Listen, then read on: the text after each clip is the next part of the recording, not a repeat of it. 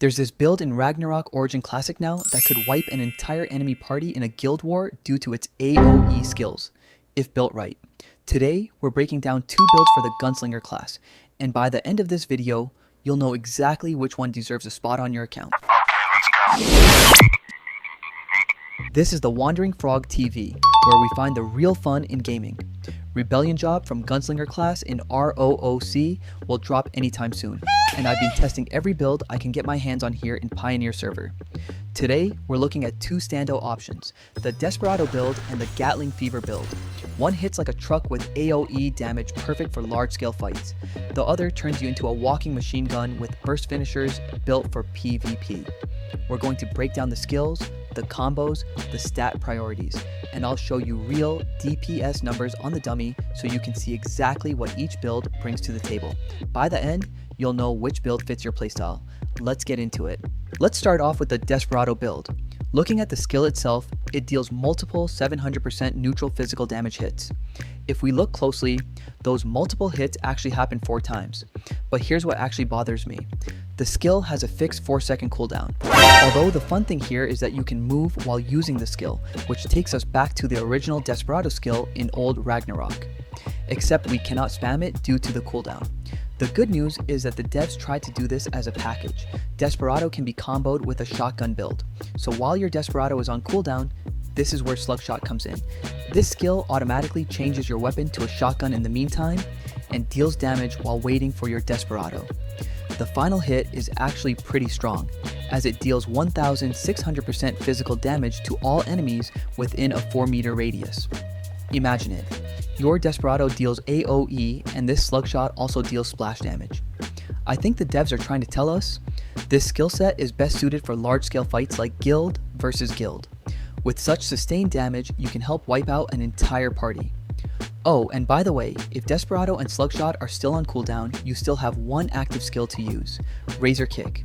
There are different skill effects for each weapon, and for me, don't bother changing weapons just for the sake of getting the effects. It doesn't matter much, just tap the skill.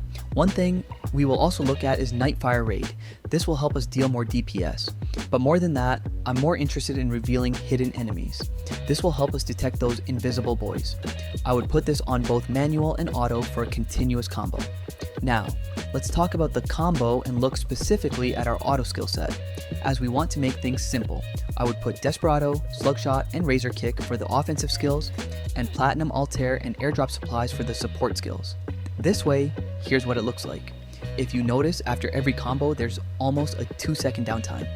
I'd say use this to run and then go back into the combo immediately, but nonetheless, the Desperado build looks sick.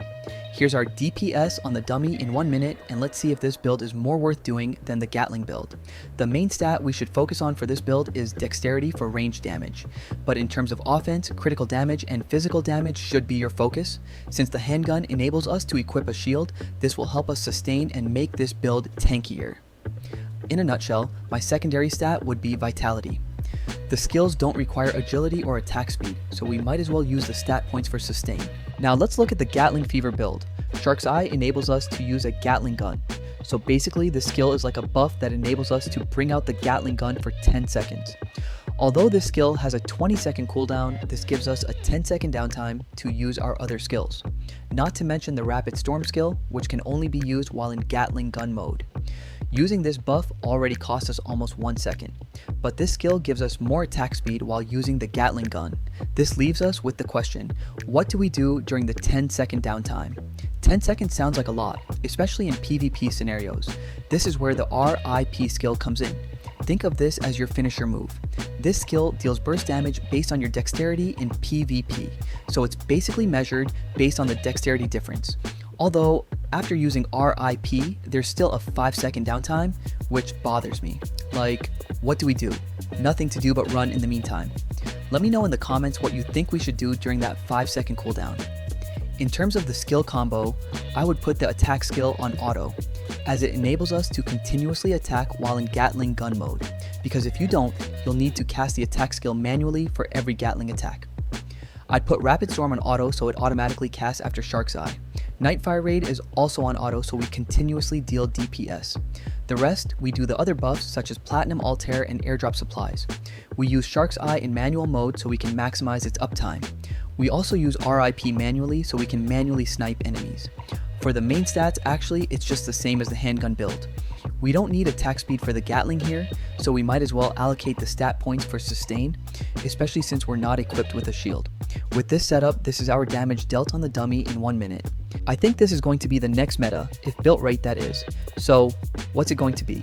Desperado or Gatling build? Let me know in the comments. We're posting build guides for this soon once the new class launches officially, so stay tuned and hit subscribe if you haven't.